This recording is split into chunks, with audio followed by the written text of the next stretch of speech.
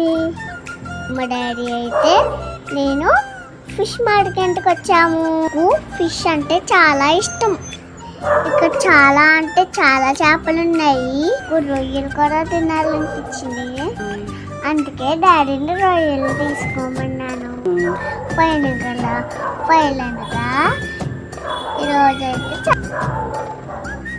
ఈరోజు మీరేం వండుకున్నారు కామెంట్ చేయండి, లైక్ కూడా చేయండి. రొయ్య చూడండి ఎంత బాగుందో. మా మమ్మీ అయితే ఫిష్ వండుతుంది. అందరూ భోజనానికి వచ్చేయండి. మా డాడీ అయితే ఈరోజు చేపలు బాగా ఆడుతున్నాడు. మా అమ్మ చూడండి చేప ఎలా పట్టుకుందో. అయితే అస్సలు భయం.